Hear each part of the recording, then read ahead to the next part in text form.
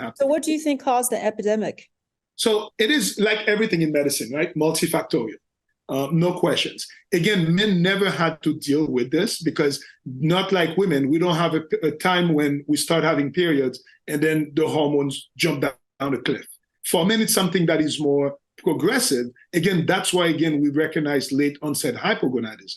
But now this is not happening. We're seeing guys in their 40s, 50s, 30s, 20s, teens with true low testosterone numbers and symptoms. So multifactorial, but one of the most important things that I've seen, I did a really good talk at the MMG, and I pointed that. So over the past 40 years, testosterone had dropped about 30 to 40%. Sperm count decreased 52% over 40 years. You can see that the physiology, the anatomy, the look of men has changed over those years. What has changed? Is it our gene pool? Did our genes change that quickly? Genes evolve very slowly. It cannot be our genes. That's too fast. It has to be the environment. It has to be our toxic world. And there's an amazing book by Dr. Shana Swan. She's an epidemiologist at Harvard that we interviewed, and she has an amazing book called Countdown. She's the one who did the study of the 52% decrease of sperm count in men over the past 40 years, and she was able to link it directly to endocrine disruptors. So endocrine disruptors are causing or affecting the male fetus and the male biology and physiology way more because most of these endocrine disruptors are estrogenics in nature. So it's almost like you're bathing men into a sea of estrogen now.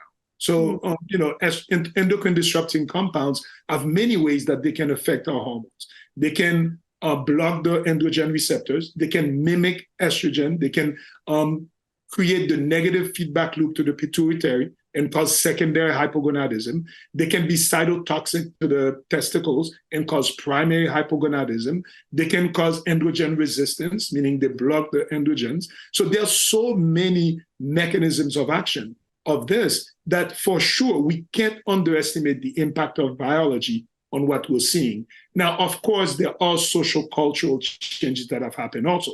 The world nowadays is not a physical world like we used to. Men are not out there lifting heavy things, doing heavy work.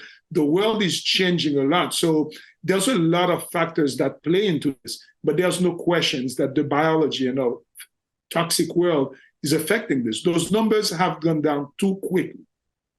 So now when you see a guy with low testosterone, testosterone, we always think it's sex and muscles, right? A lot of guys will tell you, oh, no, I don't need testosterone. It still works great. Or I have muscles. It still works great. Testosterone is one of the most important psychoactive medication. It regulates the serotonin receptor. So when you have low testosterone, actually one of the first symptoms, it's low energy, but also low motivation.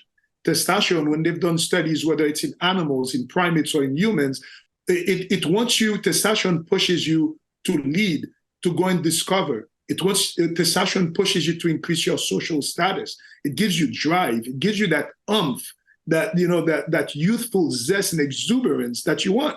So as you get older, it is biologically and evolutionary advantages for older men to have lower testosterone, because let the young guys come in. But what if this happens to you at 30? What if that happens to you at 25? When you at the top years of your life and this is happening?